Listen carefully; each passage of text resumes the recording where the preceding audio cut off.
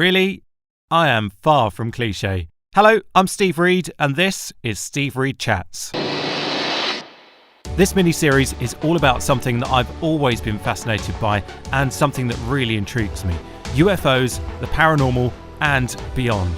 Subscribe and turn on your notifications to make sure you know when the next episode is ready to listen to. And I have got some amazing special guests through this mini-series that have some great experiences and stories to tell. So let's go ahead and meet the person I'm going to be speaking to on this episode. Usually, I write something of a profound intro for my guests. However, I liked what my guest has written about herself so much, I'm going to start with that. When she isn't alone in a creepy basement talking to herself or looking to the skies for the unknown. She's a musician, horror movie fan, a roller skating queen, and I also think you should add a fan of a perfectly formed rainbow at the end of that. What do you think, Heather? Yeah, I think you're correct. I love a good, perfectly formed rainbow. You do. And I'm going to add my bit now. You would have seen her on Alien Highway, A&E's Paranormal State, and Portals to Hell, and perhaps at many events she's been invited to relating to the paranormal and alien investigation. Hello, proper hello this time, to Heather Taddy!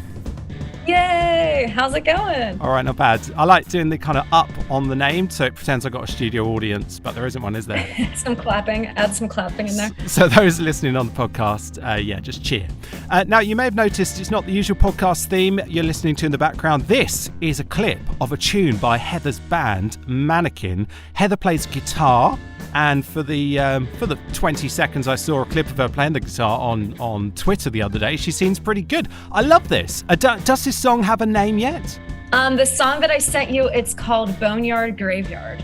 And I have to confess something. I do know the name of it, but obviously it sounds nice for you to say the name of your tune. I really like it as it kind of fades out there. You sent me the email and it said, here's our tune, Boneyard Graveyard. And then the MP3 is kind of labelled. And it was then labelled Boneyard, and I was like, I'm just going to get her to tell me what the name of it is, because Boneyard doesn't make any sense at all, but it might be, and you never know with music. So it is Boneyard. Yeah, that was a typo. It's supposed to be Boneyard Graveyard. Yeah. It's not Boneyard. Okay. Now, if this was a chat show, by the way, you could be playing this out at the end, but this isn't a chat show, so we'll carry on. Later, we will talk about Heather's band, Mannequin, and how you can see them. First, let's unpack the details of that eclectic intro. Now, the job you do, and I only thought of this question last night, actually, is how do you manage to get to sleep at night? Oh, my goodness. Well, I certainly have a lot of very fascinating dreams, but I don't know. I think I've sort of become desensitized to all of this. You know, I've always been a big horror movie fan, and I've been into the subject of ghosts and aliens for as long as I can remember, since I was very, very young. So I think I'm just still so fascinated by it that it doesn't really keep me up at night, unless I'm sleeping in a very haunted location, which that does happen. Well, that's quite good. I can get what you mean by that. Like an emergency worker, they kind of just have to put everything to the back of their mind. Otherwise, you would go mad, wouldn't you? Is Heather Taddy scared of anything? I'm terrified of snakes. Are you? I grew up near the woods. This goes back to my childhood, and there were just snakes everywhere. And I don't know, I was just always terrified of them, to the point where I would check my bed each night for snakes. There's just something about them I don't like. They rub me the wrong way. I don't like looking at them. I don't like seeing them. And if I have any kind of nightmare, it's about a giant python falling through the ceiling and killing me in my sleep. Do you know, that's so ironic because of what you do and where you go. It's not of creepy places. It's of a big snake. I know, yeah. To be honest, that stuff doesn't scare me. But if there's a snake in the corner, I'm out of there. By the way, I love the top that you're wearing. Thank you. That's very lovely. Thank you. You've got kind of frills around the top, and I can't quite see. There's a repeated pattern across. Yeah, so there's a repeated pattern of little tiny flowers and skulls. I have to say, though, you do make the effort, and we'll talk about this a bit more later with Alien Highway, but the episodes I've seen, I love attention to detail, and you love a bit of attention to detail by the scenes of it as well, because it's always like the little the earrings have got a little theme to them, and there's always that quirkiness about you, and I quite like that. So I've got some crazy style, that's for sure. Good job. Well, you said that, not me. So I don't want to say that. Now, you've probably been asked this many, many times. How did you get into this? Which is a fair question. People like to ask that, but I like to ask this question to you.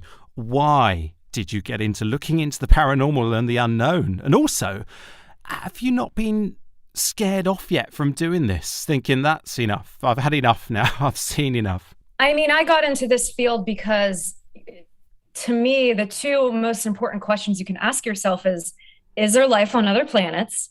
And what happens to us when we die? So I think I've always just been intrigued by ghost stories, and I always wanted to put myself in a situation where I could have those experiences. So it goes back to being young, being a teenager, and I was literally that girl that would take a group of my friends, go to a rumored to be haunted, abandoned building, pretty much break into the building. I'd have a Ouija board in one hand and a video camera in the other, and my sole purpose would be to try to communicate with whatever may be there and catch evidence. I was so brave, since I was young when it came to this subject, that I just threw myself into these situations. And then when I went to college at Penn State, I joined a paranormal club that was backed by the university. They threw this huge paranormal conference with lectures and famous legends in the paranormal world. And at that time, early 2000s, this wasn't happening anywhere else. So I was really intrigued by that. I joined the club to be a field investigator, and then this TV show came about. So it all kind of fell into place for me. But, people that knew me when I was young and they're like, oh, what's Heather up to these days? It's just no surprise, because I was always that wild girl that was just in it for the thrill of it. I love the fact you turn up at places not knowing what you're going to find with a Ouija board, but going around your friend's house that happened to get a new pet snake. I'm not going near there. Yeah. Yeah, it's really funny, because I remember during the early paranormal state days in college, we would stay at the clients' houses. And I always remember thinking, if they have a pet snake, I'm not going to stay there. We never ran into that problem. So, okay. Now, I know you from Alien Highway, as I mentioned.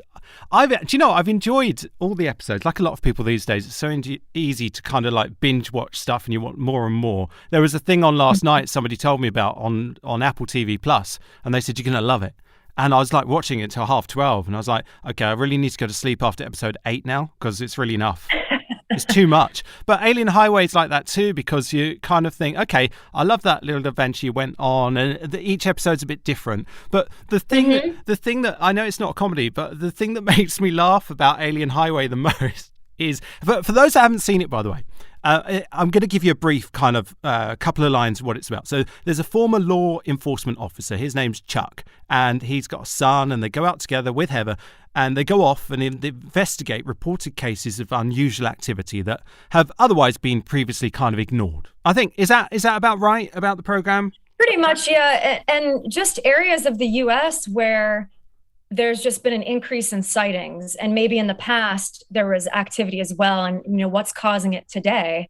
And we just talked to ordinary people, cattle ranchers, people that had these sightings and were kind of afraid to come forward. We were there to listen to them and get their story without judging them. And Heather is the paranormal investigator, but getting back to what makes me laugh is, so you've got these two guys with you, right? And you go in the car. It's always a bit fun, me laughing at the fact you always get the front seat and the guy in the back always gets to sit in the back. That always makes me laugh. You imagine you're not filming, going, can I sit in the front, please, Dad? No, Heather's sitting there. You know why that is? I get car sick sometimes, and we were driving for long amounts of time, so that's why. Yeah, that's what you're telling them. Yeah, okay. Fun fact. We go with that. But the other thing that makes me laugh is, I mean, that's very clever if it's not the case. The other thing that makes me laugh is that you're with these two guys, and one good example to give people is the episode where you had to go into this, I think it was an old barn, or it used to be an old air hangar. And it's like a creepy place. And every single episode, this happens. So there's these two guys, and then you'll hear that one of them say, okay, so Heather, what we're going to do is we're going to go off somewhere, go and see if there's any like footprints or anything, and we'll leave you in there on your own. And it's like, whoa, Heather's just, well done, guys. They're not stupid. Heather's there. And she's like, to be honest, I don't think I should really be in here now, but I am. So they just leave you on your own. Hey, I don't have a problem with that. I'm used to it. You know, I think a lot of times when you're alone, especially when you're in haunted houses, I think more things happen. There's less distractions. So I'm fine with it, but you're right. It is pretty funny that these two like strong cops are just like leaving, you know, and I'm totally, the whole time I'm in that airport hangar, I was like, there's a no trespassing sign. I probably shouldn't be in here, but I have to go in because it looks creepy. I know. And and you're saying that. You're saying, to be honest, I don't think we should really be in here. And it's quite easy when you're watching programs to forget, obviously, a lot of the time you've got a camera person with you as well. And he's probably like, I don't want to be in here because I'm not an investigator. Yeah. What sort of stuff do you use to detect paranormal activity? All kinds. So are you asking for UFO investigations? I thought you were going to say you asking to buy some. Yeah, if you could just give me a list of stuff available on Amazon, that'd be great. Got a whole list right here for you. If you don't, yeah. So item number 569 is good. So no, I'm asking for kind of a whole overview, really. So let's start with, let's give that barn the air shelter, for example. What sort of stuff would you be using? Equipment would you be using to investigate in a place like that? So I always like to have a digital recorder on hand because you never know, like that place could have been haunted. You know, that area, there was an accident where 200 people had perished, you know, right where we were. So you never know. If I could have reviewed my audio later, I could have picked up on something responding to me, you know, a voice that I couldn't hear when I was there present. So that's like one big thing for not only just regular like haunted house investigations, but for UFO investigations. Another really important one is an EMF detector, because in UFO investigations, oftentimes at landing sites and fields where cattle mutilations have occurred, there's like lingering electromagnetic energy that's there. So always having one of those on hand is a good idea to just, you know, measure what's around you to get a better idea of the picture. But other than that, I mean, we used high-powered like military binoculars, which were really cool because you can literally see every little thing in the sky. That was probably one of my favorite things to use on Alien Highway. Other than that, some things people don't really think about are tools to take soil samples, because a lot of times at cattle mutilation sites where the cattle is found, the imprint in the ground, the soil sometimes is less soluble than the soil on the outside. So there's like oftentimes a change in nutrients with the soil, which is really weird. So I know in Alien Highway, I went to a lab with some soil samples from one episode. So that's something that's a little different. People kind of don't think about. Other than that, just like full spectrum cameras. We did a luminol test at a mutilation site to test for blood, because oftentimes with these mutilations, it's so bizarre because there's no blood found at the site and people can't really explain that. I know, right? That is so freaky. It's very bizarre. Yeah. A Geiger counter to measure radiation at landing sites. And then other than that, I would just say that your eyes are your best tool, you know, because you're looking in the sky for lights, and binoculars are very important. So, but yeah, we used a lot of different things on Alien Highway. I'm now picturing, you know, you have air hostesses and they've always got their small wheelie trolley with them because they need stuff for a few days. Your wheelie trolley would be so different with the content. Wheelie trolley. You know, yeah, with all your stuff. At the airport, they kind of look at you like, what? Well, you never know. You never know, honestly. Now, True. I'm sure. So is that kind of, just before we move on to the next bit, is that different then to if you're thinking about looking into UFO activity than strange noises and paranormal activity? Would there be any different sorts of equipment? Most of the things I listed were more equipment used on UFO investigations. As for like you're investigating a haunted house, haunted building, EMF is definitely a big thing. Polaroid cameras, because, you know, digital, you can alter them. Polaroid, you know, you take a picture, it's what it is. They're less easy to alter. Let's see, just a video camera, infrared camera. I feel like there's so much. Spirit boxes are fun to use. I What's a don't really spirit rely. box? What is that? So a spirit box, it's like basically an old radio that scans the AM and FM spectrum, and it's said that white noise can spirits can use that energy to kind of like speak. So a lot of times I've picked up very strange voices, even complete sentences through one of those. And there's all kinds of different kinds. There's of spirit boxes, but they're interesting to use. But again, a lot of that equipment, I don't really rely on it because when it comes to all of this paranormal investigating, whether it's aliens, Bigfoot, ghosts, there's no like valid equipment that it's going to pick. There's nothing's proven to pick up a ghost or anything. This is all theory. So I like to always make sure people remember that, because a lot of times on investigations, when you investigate with new people, they're so into all these apps and equipment, which is cool. But like a lot of times you're missing what's in front of you and you're relying too much on the equipment. Well, it's a bit, do you know what? That makes sense. Yeah, absolutely. And do you know what springs to mind when you say that is when you go and see a band or go and see something live now, everyone's got their phone out and you're like, no, I want to really enjoy this moment because it's going to be on YouTube somewhere anyway. At some point I can watch it on my video, but everyone's holding their phones out when you go and see. So it's really, I hope the world starts to go back to appreciating that, enjoying that moment right then and there. Rather than... I would love it if like we just didn't have cell phones, or cell phones were strictly used to just call people and that's it. I'd love to go back to that. So right now, I know that's weird. Most people don't think like that, but I'm just like, ooh, it's too distracting to me. It would make me seem like a bit of a superhero then in this conversation, because I'd be right now in a phone booth like Superman. Can you call me Collect? Trying to you imagine people like banging on the glass. Are you going to be long, mate? Are you going to be long? Well, actually, I'm in the middle of a really important like interview. It's going to go around the world. Yeah, I know. Don't matter. I've got to phone my mum. All right, fine. Yeah. So just give me a minute. So yeah. For that reason, I'm quite glad of video calling and the comfort of my own home. Quite frankly. True, that is nice. Yeah. But yeah, we could try a day without mobile. Do you know? Sometimes I get what you mean though. Without mobile phones, it would be a good thing. But technology's been great for us in other ways as well. Now, right. This is like one thing I've been really looking forward to asking you is, I'm sure you have a lot of stories.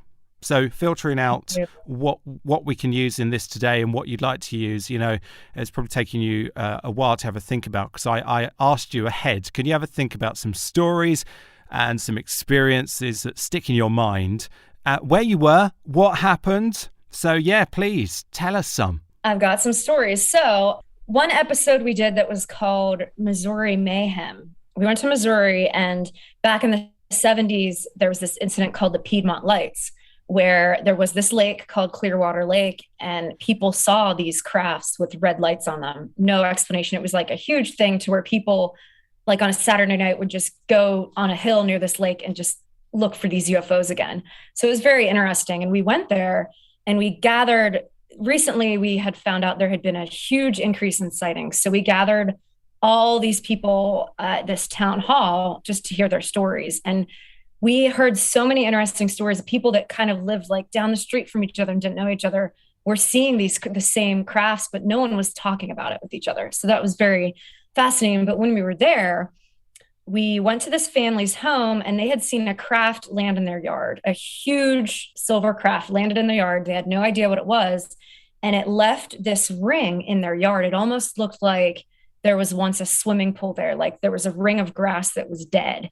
So we initially, we had this photo and we're looking at it and we're like, okay, it looks like they just had a swimming pool and then they took it out, like one of those portable swimming pool things. And when we got there, we realized this was on a hill. Why would anyone put a pool on a hill when they had other flat areas in the yard? So we rolled that out. So we took soil samples around the ring, and it was very fascinating because we had out our EMF trifield meter and it was spiking in an unusual way. And around that same time, when our camera guy would get near the edge of the ring, his $70,000 red camera completely reset itself. And he's been in the production business for a long time. He's strictly a professional, and he had no explanation for why that occurred. And then right after that, we had a drone flying above us, and the drone wouldn't land near the ring. it was like malfunctioning, and our drone operator was like, I've never seen this happen before. So, and I think you caught at least the camera resetting in the episode, but that was a really interesting, that was like one interesting thing that I can remember from that episode. And how are you feeling when you're there witnessing, we talked about seeing things live earlier, and how are you feeling inside? And, it's the sort of thing that would make your hairs stand on end. Yeah, I mean, I'm just sitting there puzzled, being like, what, anytime something odd happens, I always try to think of every natural explanation. I go through a list in my head, and okay. I couldn't have any natural explanation for that. I asked the camera guy, I was like, does this usually happen? And he's like, no, the camera would just never reset like that. Fresh batteries, there's no reason why that should have happened. So there was some kind of electrical interference, which was kind of neat. But yeah, I don't know. Well, you don't. Cheap sound effects supplied by Heather, free of charge. Thanks for that. That's lovely. It's certainly going to improve the sound of the podcast. I think we need more of that. If you want to throw in any more as we go along, woo, okay. That's I'll fine. think about some more. She's available for kids' parties as well. Is Heather? It's lovely. And any more examples? Any more stories? Come on, keep them coming. I feel like you could just keep me entertained with these all day. I could, yeah. Let's see. What else can I talk about? Okay, so let's talk about Sedona, Arizona. So in Arizona alone, there's I think it's 300 sightings a year statewide. And of course, there's 20 Native American reservations there. And, you ask yourself, what makes Arizona such a hotspot for UFO activity? There's a place there called Sedona, which is a very new age touristy town. And it's said that these vortexes there, which is where ley lines intersect, the energy is magnified, and it can actually cause these UFOs, and it can cause this energy. So we had a lot of really interesting theories for that. But while we were there, we were on this ridge, and right in front of us was this place called Bradshaw Ranch, which is a very unusual place. People have had all kinds of activity happen there. And it used to be in the 50s, it used to be an old Wild West movie set. And Elvis actually filmed one of his movies there, one of his Westerns there. So that was a cool little fun fact. But we were there, and we were all just looking at the sky. One girl saw a shadow above a tree, which I didn't see. I was kind of off looking somewhere else. But I did see what looked just like a planet, a very bright planet. And I saw it for maybe a minute, and then all of a sudden it just disappeared, and there was no clouds. It literally was just a huge light, and then it disappeared. And I can't explain that. It happened so quickly, but there were no airplane traffic flight patterns in that area. But people see that stuff all the time. And is it because of the vortexes? Is it, I don't know. But that, if you ever get the chance to go to Sedona, it's pretty interesting. And not only that, but the red rocks there are said to harbor some sort of power caused by large amounts of EMF. So you have all those factors combined. It's a pretty interesting place. That's like a wow moment when you see that, because I was talking about this to Nick Pope, and the experience I had recently, I'm going to talk about a friend's experience in a bit as well, is literally I don't know why I've not done more of this. I thought, do you know what, I'm going to go in the garden. It's a warm evening. I'm going to get the chair out. I haven't just got one chair. It may sound like I've just got one chair. I'm going to get a chair out, a reclining chair. I'm going to do some starbathing. It is the most beautiful thing to do anyway, and just look up and just look at the stars. And then I was there, and I was looking up kind of between Cygnus and Arcturus, or Arcturus, however people want to say it. And there was this, it looked like a star shape, literally went across the sky for about 7 seconds, and then kind of faded into, disappeared. And it wasn't the ISS, it wasn't an aeroplane, it wasn't anything like that. And I was like, whoa, that sort of thing, exactly what you were saying about seeing this bright light in the sky. It's unexplained, and it does open your mind to think to yourself, well, hang on a minute, there isn't an explanation like that. You've got to be pretty... Yeah. I mean, I've seen shooting stars before. They're very different, obviously. You've got to be quite quick to see a shooting star, because it's gone. But that's very different, isn't it? So I'm getting what you're saying is the point I'm making.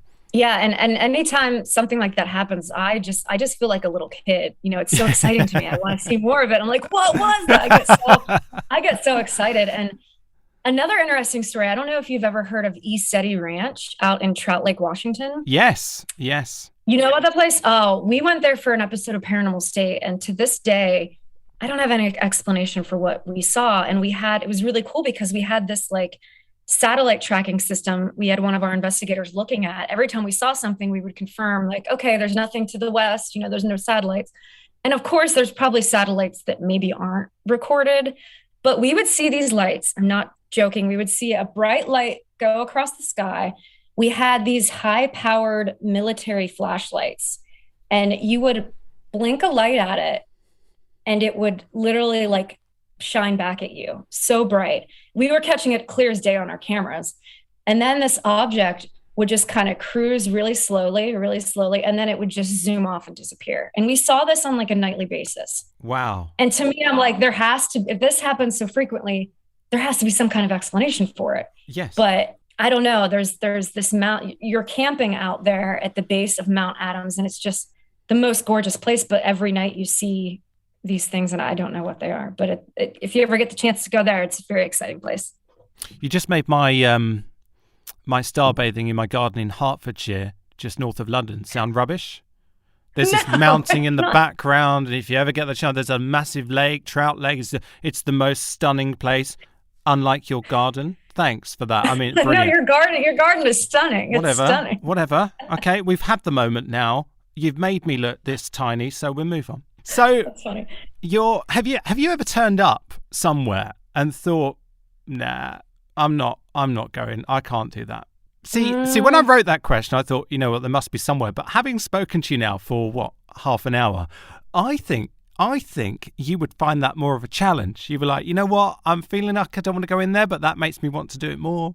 You're right. I mean, when it comes to UFO investigations, there's that factor of like, you have to look out for wild animals because you're literally a lot of times in the middle of nowhere. Okay. And that was one thing going into this, because prior to doing Alien Highway, I was really only on like one part Bigfoot, part UFO investigation. So it was kind of new to me. And I went into it and being like, oh my gosh, I have to watch out for like mountain lions, in Colorado and all this stuff. So that was kind of one thing that truly scared me. I don't want to encounter a wild animal. I'd probably be better off just seeing an alien than a wild animal or something. I don't know. But when it comes to haunted houses, and early in my career, there were definitely some more serious cases, a huge backstory with a lot of negative things happening where we'd go into these houses and you could feel that the energy was off. And there were a lot of times where I didn't feel comfortable, but, I kept positive and pushed through it. But when you go into places like old penitentiaries and old asylums, there's definitely a totally different vibe to where you think about the people that suffered there, the people that died, committed suicide, and it kind of gets stuck in your head and you're just in the most creepy place, the most haunted area. And you're just, part of me is kind of like, I don't want to be in here. But I mean, I've been in some places alone where like grown men won't even go into. So I still have that bravery when it comes to this. But there are some times where it's like, you go into a place and you just feel such a negative vibe that it's just like, I'm not going to spend too much time in here. And there you're referring to pretty much every episode of Alien Highway where two grown men do not go in there. So quite frankly, I've seen it firsthand. So Heather's really not making that up. Listen to this. So a friend of mine has experienced actual ghostly or spirit behaviour at her place she used to live at. It was, she said, a Viking. She had visions of this huge 7-foot man. He'd be in her dreams. And she'd feel like uncomfortable if she was in the bath and she felt as if he was watching her. And she would have to replace a bulb on the landing area like really often because it would just blow for no reason. And then a new family moved in and they couldn't deal with it. So they left. He would make life so difficult, this 7-foot guy. And I don't think she ever got anybody into officially. So there's an episode for you. If you're ever in the area, you can pop in and check it out. But yeah, that's quite, from a friend that I believe her, that she's experienced that. That's really interesting and intriguing that, you obviously got a situation going on there. Yeah, I don't hear too many stories with concerning a Viking, but did she ever see it outside of her dreams or just strictly in her dreams? So she saw it in her dreams, but the whole feeling and the activity was there when she lived in that house. She knew there was a presence. She knew there was something there, but she had the visions of, based on activity, maybe noises, etc., of what size that she thought it was. And also the new people that moved in described the same sort of size person without her even mentioning it. Wow, that's when you know it's legit, when you can get confirmation from like previous residents and new people that move in. It was always interesting to me on Paranormal State to do historical research on properties, because you would find so many links with the activity and with whoever was haunting. That was always like the most fascinating thing to me. Yeah, no, that's a good idea. And I love the fact that you're kind of freaking yourself out a bit before you even go in there. You're kind of like, okay, so I know this was an old asylum now, and I've got to put that. But it kind of, you're so right. The perfect way to describe how you feel in your brain when you go in there, I haven't known you for long, obviously, is the thrill. And that comes from a kid. And you know, you've just got that.